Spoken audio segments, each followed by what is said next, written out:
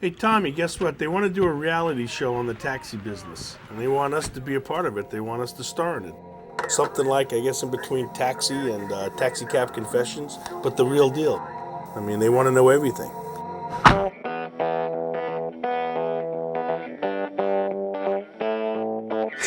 Hit the dance around about midnight. A gin and juice and he's a feeling fine. A come morning, all signs went up.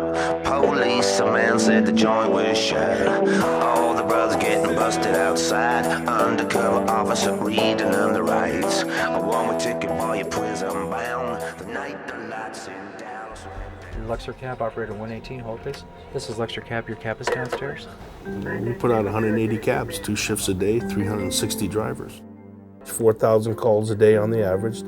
When I first got a paycheck, I was 14 years old. I am second generation in the cab industry. I've come in after my father. He started in this business in 1946. Well, the whole deal is Yellow needs us to cover them. I mean, I don't want to get into the argument, but it's always like Luxor versus Yellow. It's just... I have nothing to do with that. But John will give you his heart. John will take his shirt off his back and give it to you. He just likes to yell. He comes from a yelling family. Come on, Roberto, come here. So all this time, he's blocking our driveway. He sat there right And our cabs can't get out or in, and the gas truck's stuck here? Yeah. This son of a bitch. Marcos, you know what's been going on out here with the Brazilian guys taking orders and calling their friends. You've been caught. But I didn't call anyone.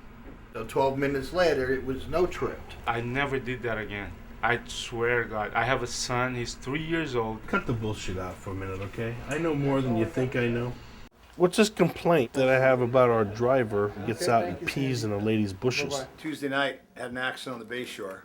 But you know what? Give me a clean fucking cab, you piece of shit. John Lazar is a really classy guy. You know, all the things involved, he runs it really, really well. The gate is actually what they pay the leasing of the cab. It's for 10 hours plus the fuel they use, and after that, whatever money they generate above the gate is theirs. You're there to take them from point A to point B in a good, professional manner. You pick up people in the hospital, they've just been told they have a brain tumor. You know, you don't want to start talking jokes. So right now, here we are at Church Street.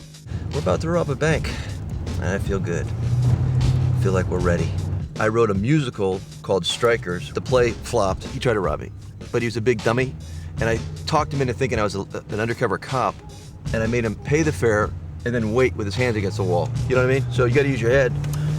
True story. My two brothers and I, we do stand-up comedy we've been doing it for the last 7 years.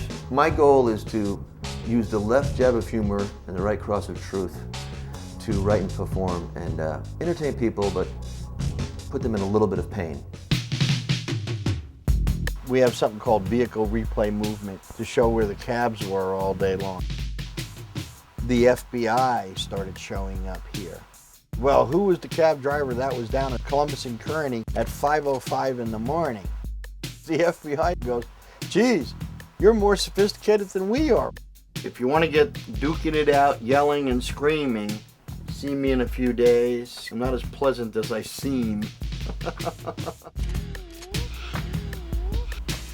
Larry. So what do you ask your taxi cab driver? Where's a good place to eat? Is this a good hotel? You know, where you from? You know, where can I go find some whatever? It was an early morning yesterday. I was up before the dawn. Like a king without a castle, like a queen without a... When people get in your cab, for some reason they let it go and they start talking about personal stuff, you know. It's like what are you telling me this? So how's the married life? Oh, it's good. You like it's really good. Yeah. We've been fighting a lot lately, so. You get exposed to so many people, especially San Francisco. God, you have the whole world over here. I'm trying to figure out how you can forget what you put your ass in all day long. How can you forget that? Cashier.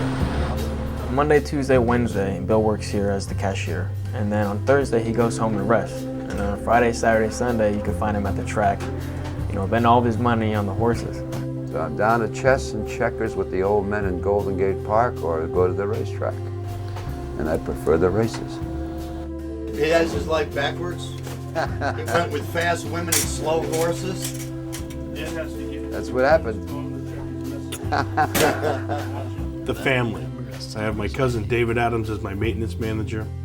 I have my cousin Richard Benjamin, my cousin Willie, my nephew here, Paulie Benjamin, and Jonathan Lazaro. So, Max, your dad and I have a problem with you taking your girlfriend upstairs. You don't want to talk about it right now. This isn't a good time, but I'm just letting you know. You brought the conversation for a reason. I went up there and everybody else is already gone in the house. Do you do it at her house? Yes, I do. Yeah. You're a liar. You've never been to her house. The door has to be open. Lucas sees the door closed. Yeah. But you got You this. having a girl in the bedroom. Hello? It gets my door. It's your birthday. You're right. We shouldn't talk about that. I tend to find people who've just been diagnosed with AIDS or who want to talk about their husband's infidelities or child's incarceration. I have before just pulled over the cab and chatted with folk, or cut off the meter and just talk. And like I say, I'm not good at making money at this job, but I enjoy my fares so much. I have the most wonderful people in my cab. They're in your cab for a few minutes and then they get out. This tiny little window to interact with someone, and you've got to give them something they can keep, something they can actually hear, and something that they can take with them. Okay, late Saturday night. Sometimes stocking, sometimes bra too, woman's bra. Okay, I've had 4 proposals of marriage, and not all of them were drunk. Cops like me. We're gonna take Patrick, our homeless guy. We're gonna clean him up. We're gonna teach him how to drive the car. We're gonna make him a cab driver. My fair cabbie. Well, I have my clientele that rely on me to get home. The salt of the earth. But I'm not at liberty to divulge the whereabouts of these places. Earlier this evening, one of my girls called me. She asked me to pick up a case of Budweiser for her because they got out of work after 2 a.m. They're truly grateful for everything that Eddie does for them. I don't want to change anybody's life. I just want them to rely on me.